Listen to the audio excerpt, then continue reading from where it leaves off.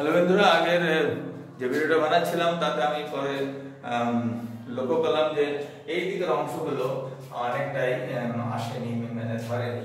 তো আমি বুঝতে পারিনি কতদূর, কারণ আমার কাছে তো કોઈ ভিডিও করবার জন্য লোক নেই। I am doing by with the helping of the tripods and এইটুকু পোর্শনগুলো কি হয়ে গেছে, মানে ওখান থেকে ঠিক করে ধরেনি। তো আমি আবার এটাকে সংক্ষেপে কিছু সময়ের জন্য বলে দিই। এটা হচ্ছে এই যে আমরা যখন বাচ্চাদের শেখাচ্ছি, it is practice for the beginner. আমি বলেছি এখানে যে সবগুলো ছোট বাচ্চাদের কথা ভেবে করা হয়েছে, এবং এটা আমি এখনই আগে করছিলাম, জাস্ট এ মিনিট এগো প্রত্যেকটা লিখে লিখে দেখিয়েছি। এখন আবার নতুন করে এটা করবার আর মানে তেমন কি বলছো, that is not having that much time and I have some other works also.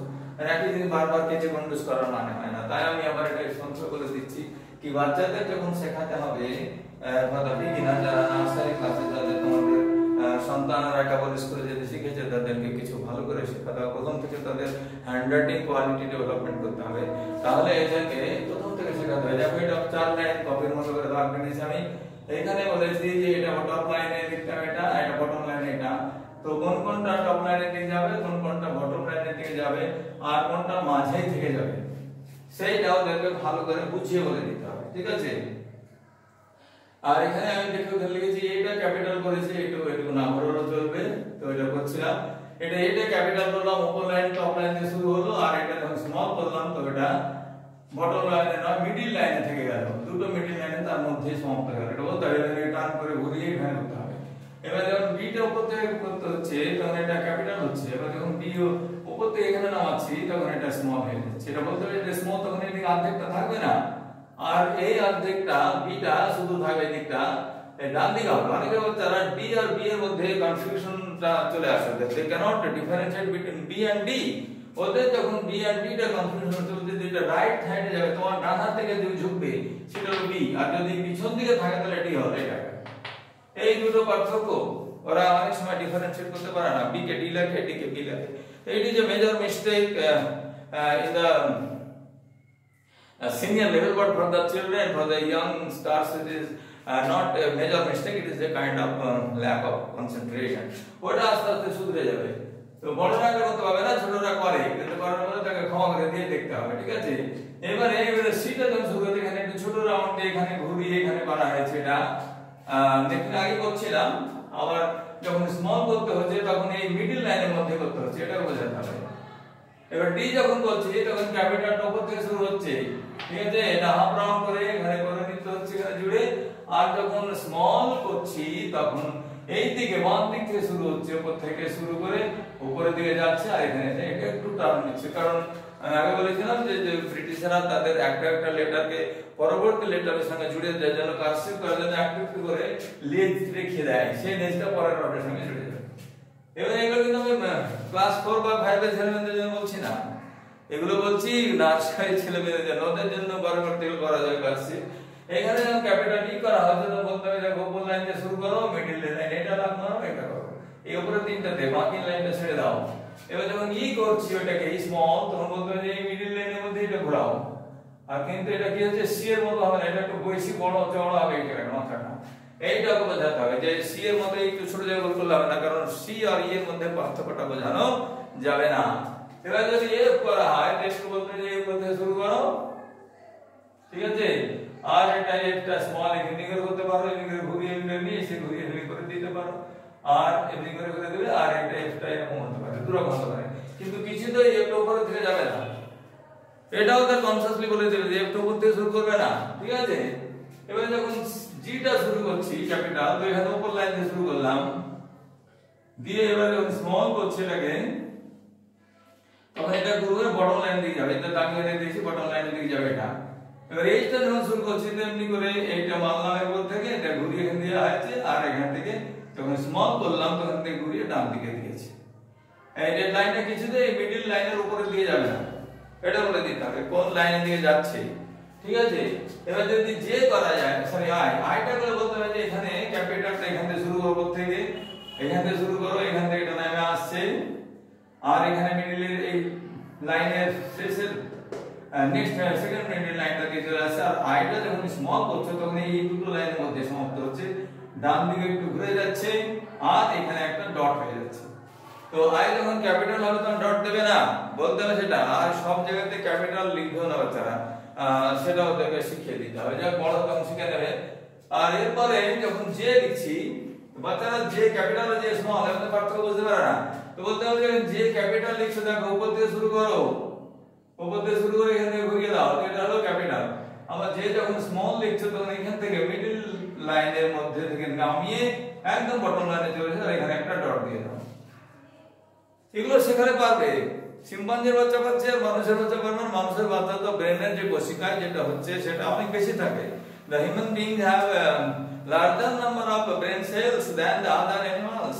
Okay, that's why human beings are human beings. Otherwise it could have been all the quadruped. আমরা হয়তো 4-5 জন হয়ে যেতে পারতাম। তো ভগবান বাঁচিয়ে দিয়েছে আমাদেরকে, অথবা এপস হতে পারতাম এমনি সাধারণ, যেমন মানুষগুলোর মতো। তো আমাদের ব্রেনের যে কোশিকা আছে তো বাচ্চারা শিখবে, অবশ্যই শিখবে, এটা ভরসা রাখতে হবে। You have to keep in your mind that children also can learn. এবারে যখন কে লিখছে বাচ্চাকে বলতে হয় যে কেটা এর উপরে লাইন বটম লাইনটা নয়, টপ লাইনটা ধরো, এই টপ লাইন থেকে শুরু করো, এখানে নিয়ে এসে এটা এখান থেকে নিয়ে যাও আর কেটা এখান থেকে দাও। আর যখন কেটে স্মল করছে তখন উপরে যাবে না, একদম এই মিডল লাইনের উপর থেকে শুরু করবে, ঘোরাবে এই দিক থেকে করে এটা করতে হবে। আর এইভাবে ক্যাপিটাল আর স্মল মধ্যে পার্থক্য বোঝাতে হবে। বোঝাতে হবে যে এখন কেটা উপরে শুরু হয়েছে অনেক বড় লাগছে একটু, এটা বলতে হবে। আর এই কেটা ছোট হচ্ছে এবং এটা স্মল লেটার হচ্ছে, এটা বোঝাতে হবে। এবারে যখন ক্যাপিটাল এল শুরু করছে তখন বলতে হবে এখান থেকে শুরু করো, উপর লাইন থেকে, এখান থেকে সোজা দাগ টেনে, অনেকে টানামিনা করে টানে, মানে ইচ্ছা করে দেবে। তো ওই টানামিনা করতে হবে, আমাদেরকে বলতে হবে যে তুমি সোজা করে আঙুল ধরে, জানি ওদের ফ্লেক্সিবল নিম্বল ফিঙ্গার্স খুব ফ্লেক্সিবল হচ্ছে, অ্যাসিলিটি অত্যন্ত বেশি, সেই জন্য তারা অত গ্রিপ করতে পারবে না, কিন্তু তাদের চেষ্টা করতে বলতে হবে যে you have to grip your pencil at the initial stage very tightly, ঠিক করে ধরে থাকো, এবং যখন লিখবে তখন ফ্লেক্সিবল করে ঘোরাবে। তো এখানে এটা হয়ে গেল, এটা এখানে শুরু হলো, দিয়ে যখন স্মল এল করছে তখন এমনি করে দিয়ে উপরে গেল, গিয়ে আবার ঘুরিয়ে সেখানে রাউন্ড করে দিলে দুটোটা হাফ রাউন্ড। এইটা করে এখান থেকে ঘোরাতে হবে, বলতে হবে যে এখান থেকে ঘুরিয়ে দাও একটুখানি, এটা হলো স্মল এল, বুঝা গেল? এবার এই যখন শুরু করছে তো এখানে উপর থেকে শুরু করলো একটা, এটা এখানে নেমে আসলো, ঘুরে এখানে গেল, এবার এখানে আসলো, এলো স্মল ক্যাপিটাল এল।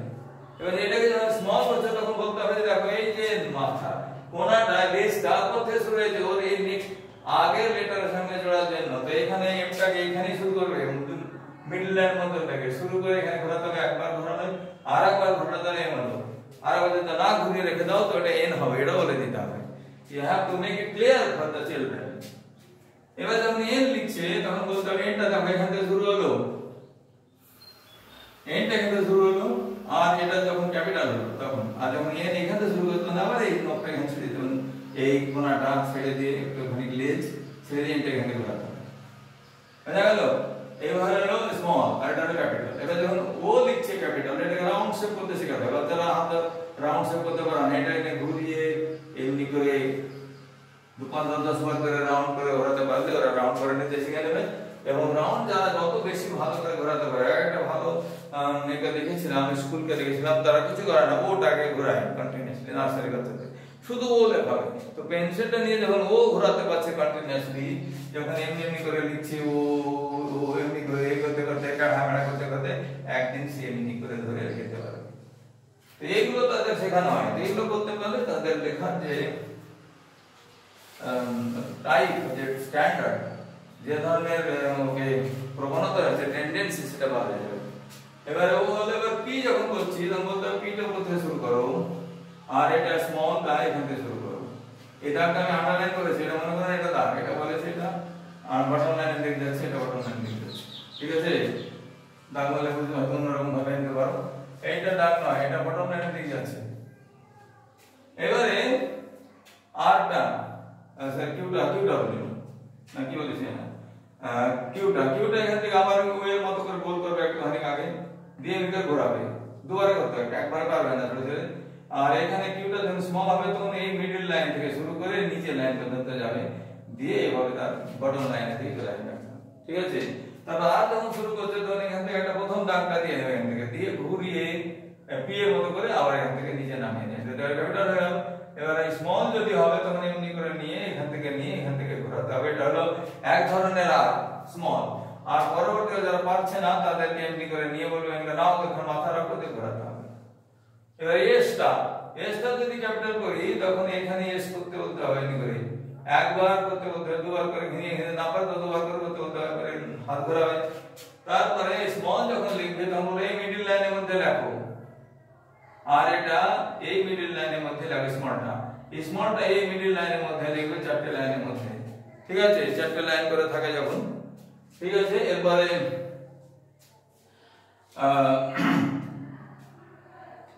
এবারে যখন এখানে টিটা করছি তো টি বলতে হবে যে টিটা এখানে উপরে আছে আর নিচে দাগটা টেনে দিয়ে এখানে নিচে আর মারবে না, এই দাগ মারতে যাবে না নিচে, কারণ ওতে কি হবে আয়ের সঙ্গে, কারণ আইটা অনেক বড় করে দেয় এটা মনে দেয়, তখন কি হয় তখন এইটা কনফিউশন হয়ে যায়। বাচ্চারা বলতে হবে টি এর নিচে দাগ মারবে না, টি এর একবার উপরে দাগ মারলেই হবে, বুঝা গেল?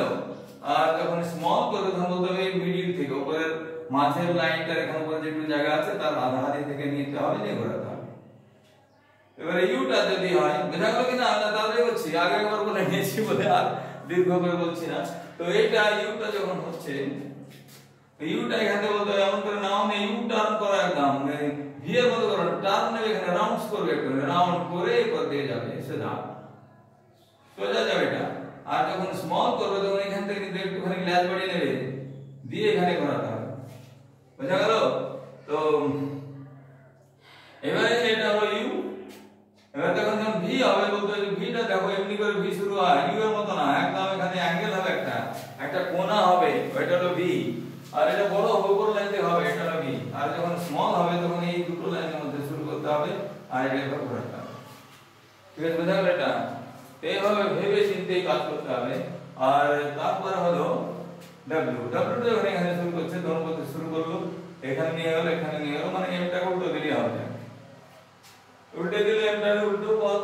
আর এটাকে যখন স্মল লিখছে তখন এই মিডল এই লাইনটা দিয়ে লিখতে হবে, বলতে হবে যে এখান থেকে শুরু করো মিডল থেকে আর মিডলের মধ্যে শেষ করো, আর উপরে যাবে না আর নিচেও নামবে না ওইটা দিয়ে।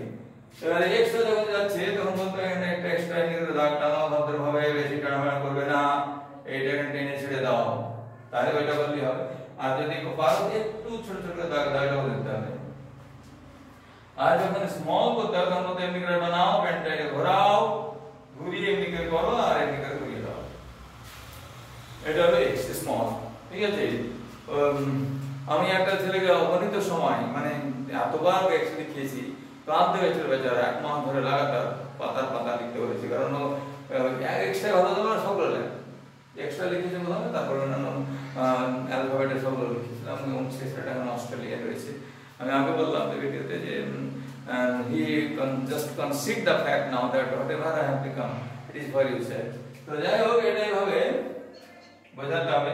এবার নেক্সট হলো y। yটা বলতে হবে উপর থেকে শুরু করো দিয়ে এখানে এনে শেষ করে দাও, yটা লাইন ডান টেনে এই পর্যন্ত নেমে নিয়ে আসবে না, নামিয়ে আনতে হবে। এবার yটা যখন স্মল হবে তখন বলতে এখানে একটা করে ছাড়ো, ঘুরিয়ে এখানে দিয়ে নাও, দিয়ে ঘুরিয়ে এখানে বটম লাইনে নিয়ে এসো, এখানে শেষ ঘোরাও, এটাও শেখাতে হবে, ঠিক আছে? আর জেডটা এখানে বলেছি, জেড হলো এখানে এরকম যেখানে নিতে শুরু করো সোজা করে, এখানে টেনে নিয়ে আসো, এখানে নিয়ে শেষ করে দাও, এটা জেড। আর যখন স্মল হচ্ছে ব্রেকটা তখন এখানে এই করে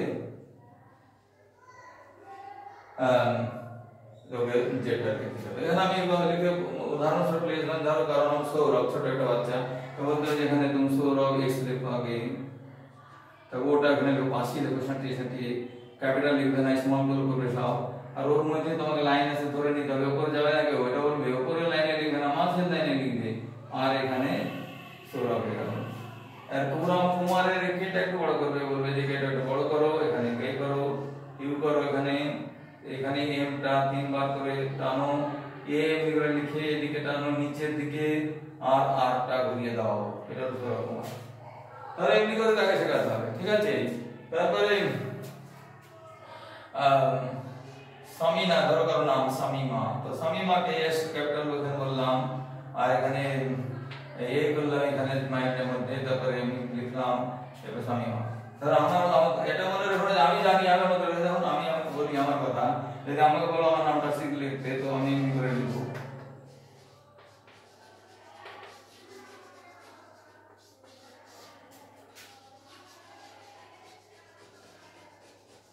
তো এইটা করবে না ভাই, এইটা করবার দরকার নেই। এই ধরনের হঠাৎ করে একটা শিপ দিয়েছে যে কনসিডার করা দরকার নেই, ওরা পারবে না। they will never be able to attach the different letters together, তারা নিজেদের লেটারটা অ্যাটাচ করতে পারবে না। তো কাইন্ডলি ওদেরকে বলবে যে এইটা লেখো, তোমরা এমনি করে লেখো, সামিনা এমনি করে লেখো, এমনি করে যার যেমন নাম, প্রথমটা ক্যাপিটাল হবে, তারপর মাঝে যেটা টাইটেল হচ্ছে তার ক্যাপিটাল হবে, ঠিক আছে? এটা ক্যাপিটাল হচ্ছে এখানে, এটা ক্যাপিটাল হচ্ছে এখানে, এই সামিনাটা ক্যাপিটাল হচ্ছে, ঠিক আছে? জানা আমি লিখেছি এটা ক্যাপিটাল বলবো, এটা করে তারপরে ক্যাপিটাল, এটা ক্যাপিটাল, কিন্তু বাকিগুলো সব স্মল। এই যে ব্যাপারগুলো এটা কিন্তু চলবে না, আগে বলে দিয়েছে এটা ক্রস করে দিচ্ছে আর একবার, মানে এইটা এরকম শেখাতে হবে না, ওটা পারবে না। they cannot learn this thing now, even at the age of 10 12 also they may hesitate। তার মধ্যে কেউ কেউ খুব বিরল প্রতিভা থাকে, যেমন আমি দেখছিলাম নেপালের একটা মেয়ে, ওটা বেশি বিখ্যাত হয়েছে তার হ্যান্ডরাইটিং এর জন্য। তো Guinness book of world records the best handwriting in the world, ও প্রায় নেপালের নেপালের মধ্যে অনগ্রসর দেশের মেয়ে, সে হ্যান্ডরাইটিং তে টপ, মানে ওকে টাইপিং এর থেকেও ভালো করে ও কার্সিভটা লিখতে পারে। এই যে প্রবণতা এটা একদিন হয়নি, কিন্তু it is a long ড্রন practice. তো আমি সমস্ত শিক্ষক শিক্ষিকা এবং বাবা মা যাদের ছোট ছোট বাচ্চাদের নিয়ে ডিল করতে হয়, যেমন নার্সারি কেজি, তো তাদের কাছে অনুরোধ যে don't show your extraordinary superiority as a teacher or as a parent, কি আমি খুব জানি তুই কেন পাচ্ছিস না, তা নয়। ওরা পাচ্ছে না কারণ they are not born with this knowledge, they premature days in their birth right, তাদের জন্মগতভাবে এটা শিখে আসেনি, তাদের শেখানো দায় যারা জন্ম দিয়েছে বা যাদের লালন পালন করছে। কেউ যদি শিক্ষকের বলে আমার দ্বারা সম্ভব না, আমি এত বেশি মাথা ঘামাতে পারবো না, তো it is just suicide for the teacher. Teacher নিজে যদি একটা ছোট বাচ্চার মনের মতো করে নিজেকে না ঢালতে পারে, যদি সে টিচার তার বাচ্চাদের প্রতি সহমর্মিতা না দেয়, যদি ভাবে না যে যা পারবে আমার কি, সেটা করলে সে কখনো শিক্ষক নয়, সে একজন নিতান্তই গোবেচারা নিম্নমানের মানুষ, তার মধ্যে হৃদয় বলে কিছু নেই। তো আমি আশা করবো যারা হৃদয়বান মানুষ, যারা শিক্ষকতাকে পেশা হিসেবে নেয়নি, বরং জীবনের জন্য একটা উদ্দেশ্য বলে মেনে নিয়েছে, আমি সেই সমস্ত লোকের কাছে অনুরোধ রাখছি যে প্লিজ প্লিজ প্লিজ ছোট বাচ্চাকে রাস্তা দেখিয়ে দাও, don't let them run over by the cars or incoming different vehicles by letting them just walking on the middle road। Middle road দিয়ে দৌড়তে দৌড়তে শিখিয়ে দিলে দিয়ে রোডের চাপে পড়ে গেলো, এটা শেখাবে না। তাদের বলতে হবে this is the walk of life, জীবনের পথ হচ্ছে এইভাবে তোমাকে বেছে নিতে হবে কোনটা কোন জায়গায় করতে হবে। If you are capable to do this, যদি এটা করতে পারো তো তোমাকে একজন সাকসেসফুল, একজন গর্বিত পিতা বা গর্বিত মাতা অথবা গর্বিত শিক্ষক হিসাবে নিজের মনে একটা শান্তি এটা আসবে। যেমন আমি এখন বলতে পারি যে আমি আমার ছাত্রদের জন্য সত্যি গর্বিত, আমি যেটা করিনি সেটা আমার ছাত্ররা করে দুনিয়াকে দেখিয়ে দিয়েছে যে yes we are capable to do this, and I only just inspired them, just ignited a certain dormant portion of their heart which had to be ignited। তো ওদেরকে হার্টের মধ্যে চেতনা জাগিয়ে দিয়ে তোমাকে বড় হলে এরকম করলে একদিন বড় হয়ে যাবে। তো আমার যদি এগুলো ভালো লাগে প্লিজ भाई साहब बहन लोग, यदि मैंने अगर आपको अच्छा लगता है तो प्लीज, अगर आपको ठीक लगता है तो प्लीज, यदि अपने को भालो लगे, if you feel it nice and right then you just practice it in, तो अपनी जिंदगी में भी उसको अपना लोगे और अपने बच्चे की सही दिशा में दर्शाओगे। अगर ऐसा अच्छा लगता है तो प्लीज मेरे इसको सब्सक्राइब कर देना, सब्सक्राइब कर देना, और you should connect me so that whenever I will upload any other videos like this, it will directly go to your mobile। ঠিক আছে, ভালো করে থাকবে সবাই আর ভালো করে মানুষ করে তুলবে, যাতে তোমার আন্তরিক যে চেষ্টাটা সেটা বিফলে না যায়। সন্তান মানুষ করতে হয়, সন্তান মানুষে আসে না, মানুষের এটাই বিড়ম্বনা। ঠিক আছে, সবাই ভালো থাকবে। তাহলে কি বুঝতে পারলে তো কিছু কি বলছিলাম? আর যদি বুঝতে পারো তো আমাকে একটু ধন্যবাদ দিয়ে দিও। ধন্যবাদ, থ্যাংক ইউ।